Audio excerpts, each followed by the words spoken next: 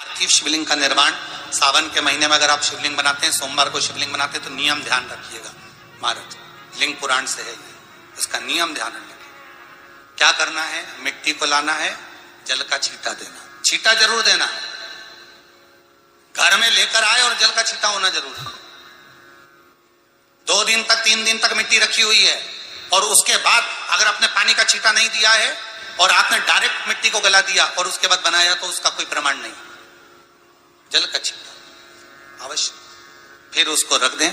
15 दिन बाद बनाओ, 4 दिन बाद बनाओ, 3 दिन बाद बनाओ, 2 दिन बाद बनाओ। शिवलिंग जब बनाओ तब उस मिट्टी को, जो कलश आपने रसोई घर में रखा है चावल का दाना रखकर प्लेट के ऊपर, अर्थात उस कलश का जल उस मिट्टी में थोड़ा सा डालिए।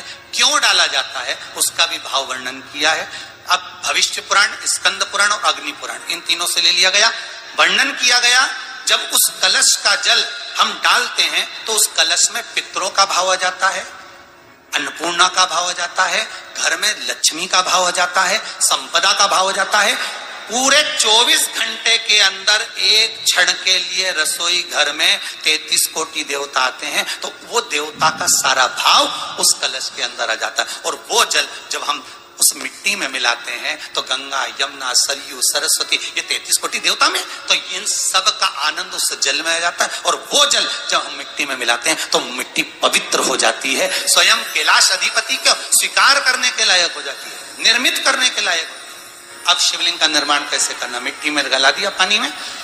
सबसे पहले शिवलिंग बनाने से पहले पात्र जो होता है उसके नीचे एक बेलपत्र रखी जाती है। क्या रखना है? एक बेलपत्र। शंकर को झेलने के लिए कोई साधारण नहीं है पात्र जिसपे झेला जाए। स्वयं गंगा शिव की जटा में और आप शंकर के शिवलिंग का निर्माण कर रहे हो, कोई साधारण नहीं हो सकता। स्वयं भी है वो उत्तर दिशा में रखना है थाली के अंतर्गत जब आप शिवलिंग का निर्माण करो, उत्तर। इसके ऊपर जो गलाई हुई मिट्टी है वो डाल दीजिए और डालने के बाद सबसे पहले शिवलिंग का स्वरूप बनाना है। सबसे पहले नीचे की जलाधारी नहीं बनाना। क्या बनाना है? शिवलिंग का स्वरूप बनाना। बनाने के बाद उसी शिवलिंग के पास में और मिट्टी डाल लीजिए, फिर जलाधारी का निर्माण करिए। फिर जलाधारी,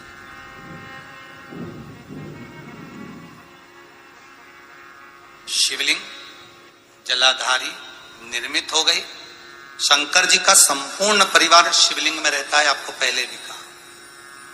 भगवान भूत अधिपति भूतेश्वर भगवान शिव का संपूर्ण परिवार शिवलिंग में, पहले भी कथा में कहा, आज फिर आपको वर्णन कर देते हैं। जैसे ये जलाधारी है गोल, ये चरण है, ये शिवलिंग है। ये जो गोल भाग है जहां पर भगवान शंकर का शिवलिंग रखा है, ये पार्वती जी का हस्त कमल है। जहां से पानी नीचे गिर रहा है, इसके राइट भाग में श्री गणेश जी का स्थान, लेफ्ट भाग में श्री कार्तिकेय जी का स्थान। बीच में जो एक मोटी सी लाइन होती है जलाधारी में, वो पार्वती जी के सुंदर पुत्री अशोक सुंदरी का स्थान। शंकर जी के ऊपर जो तिकोनी रखी रहती है, उसके ऊपर से जो जल बूंद बूंद नीचे गिरता है, ये जो पानी बूंद बूंद नीचे गिरता है, या आप कलश से जल चढ़ाते हो या आप श्रृंगी से जल चढ़ाते हो, तो ये जो पानी गिर रहा है, ये शंकर भगवान की 5 पुत्रियां, जया, विषहरा, शामरी बारी, दोतली और देव, ये शंकर जी की 5 बेटी, 5 पुत्री।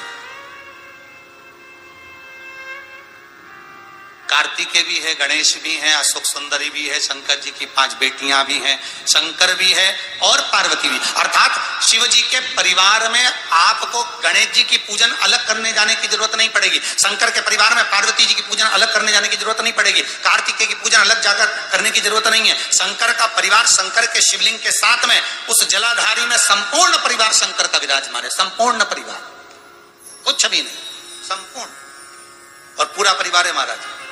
मिट्टी लाए, स्वच्छ जगह की, जल का छींटा दिया, रखा। जब शिवलिंग बनाया तो एक कलश पानी पहले से 2 घंटा, आधा घंटा, 15 मिनट, 20 मिनट पहले उसको रख दिया। उसी पानी से उसको गीला करा।